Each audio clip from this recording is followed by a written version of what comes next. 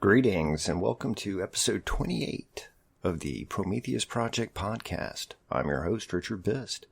Thank you for joining me on this exploration of creativity. I know this episode's a little late this week. I have been unreasonably busy the past few days, and even though quarantined at home, but finally got around to doing it, and apologies for anyone who was waiting.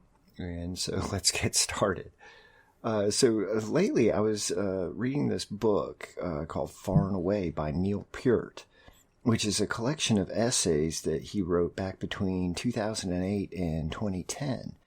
And in one of them, he writes about how when he was young and he'd perform some chore for his father, like washing the family car or stocking shelves at their farm supply store, when he finished, he'd ask his dad if he'd done a good job. And his dad would reply, if it's perfect, then it's good enough. And so that stuck with Peart through the years, but as he got older, he decided to put his own spin on it. He realized that perfect is unattainable. So his take on it became, it's not perfect, but it's good enough. Now, I can see how some people might feel that that's a cop-out and excuse to do shoddy work, but I disagree. To me, it means you did the best you could. You know you can't be perfect, but you can do a good enough job to satisfy yourself and satisfy others. In a way, I find comfort in that. But how does that apply to art? Let's find out. So as I've mentioned before, both on previous episodes and on my blog, writers, and probably all artists, never really complete a piece of work. Instead, we abandon it.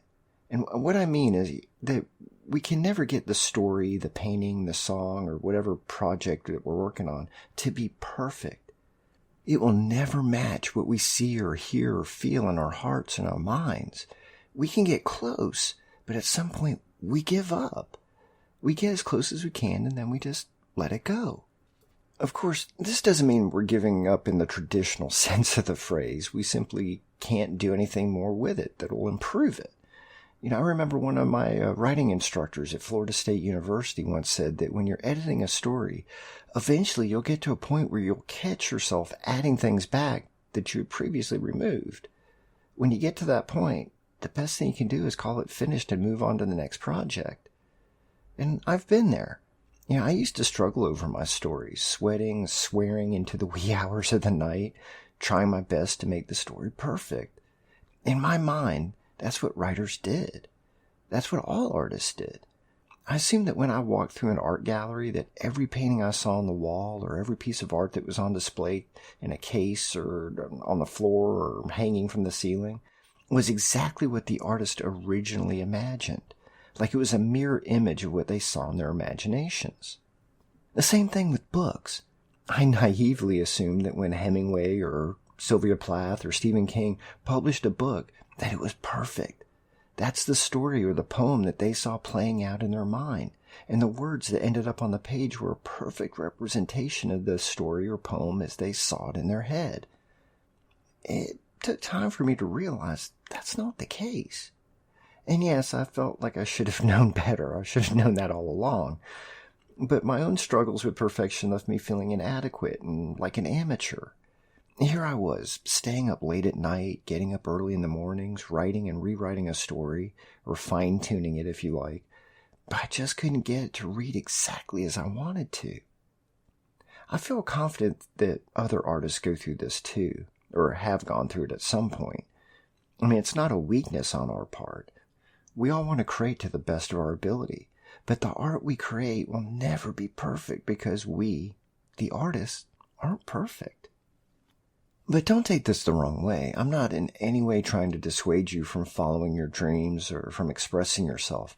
I'm just saying that we won't ever get things exactly right. And we can't beat ourselves up about that. But here's something to keep in mind. The more you do it, the more practice you do writing, drawing, painting, playing your musical instrument, the better you'll get at it.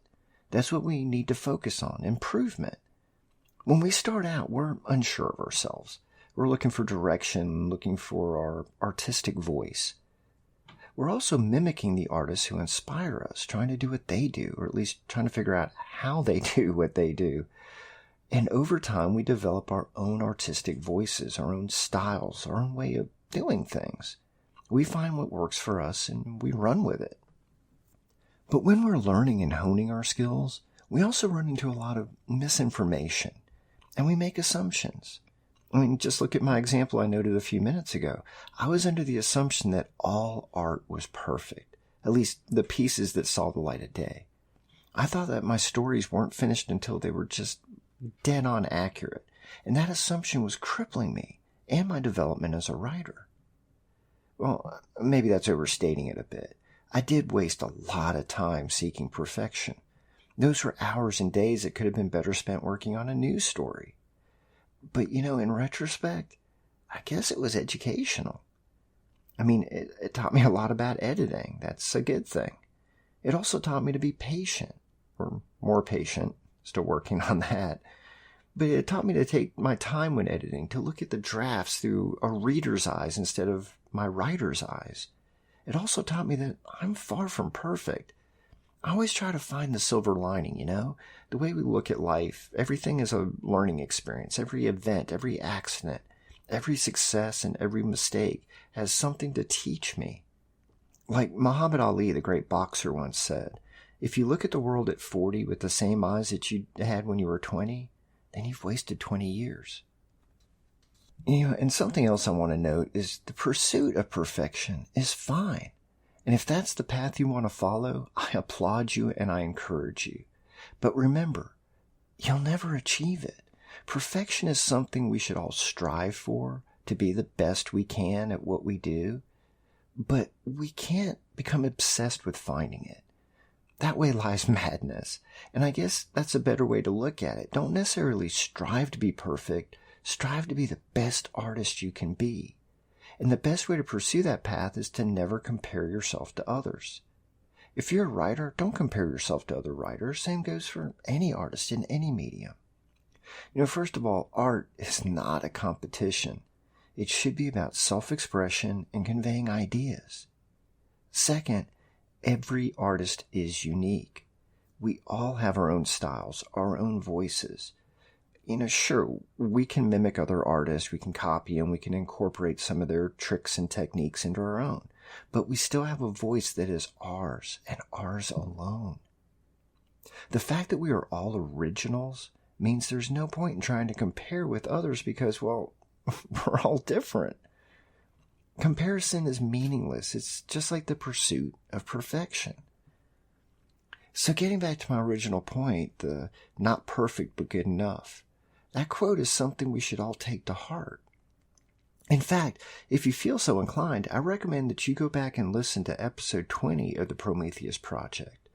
The theme for that episode is, Are You Good Enough? And that should help to drive this point home. Perfection is unattainable, something that we can aspire to, but we'll never reach. The thing we should always focus on is being the best artist we can be. Nothing more, nothing less. That's a goal we can reach. It still challenges us to try harder, to practice, to take risks. And those are things that matter. Those are things that will make you stand out. Which is also something that Peart comments on in several of his essays, always trying to do a better job, to find new techniques, new ways of doing things. I don't think I mentioned it earlier, but being a writer was Peart's second job. His primary job was being the drummer for the progressive rock band Rush.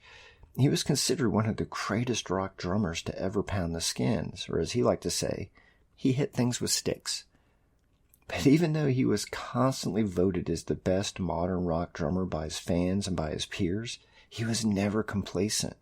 He continued to take lessons from older, more experienced drummers. In his 50s, he took to studying jazz drumming, and he completely changed his style and technique, and even then he was still not satisfied. He knew he'd never be perfect, never reach that level of playing he wanted, but he never stopped trying to improve. As artists, that should be one of our mantras. Always try to improve. So yeah, I think that not perfect, but good enough, is what we should focus on. Do your best, my friends. and you won't be disappointed. And with that, we transition to the show closeout. Now, depending on when you're listening to this episode, you may or not be in the midst of a pandemic lockdown.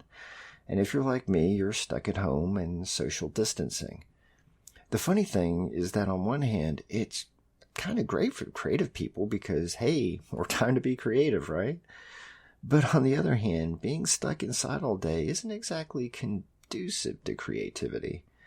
I mean, I like to interact with the world, to see and hear and smell and touch things. I find ideas from everyday interactions, from talking to people, and hearing their stories. But since we're stuck inside for the moment, let's take some inspiration from outside our nearest window. So, here's what I'd like you to do. Go to the window closest to you at the moment, and if you're driving, please wait until you get home. Okay, now look outside and take in what you see. Is it your yard, a street, another house or building, a skyline, a shoreline? Take it in, the colors, the movement, the way the light and the shadow plays on the plants or buildings or people. If you can, open the window and take in some of the smells, the wind, the fresh air. What do you hear? Do you hear the wind in the branches, traffic on the street, the voices of people talking as they walk by? All right, you got it? Good.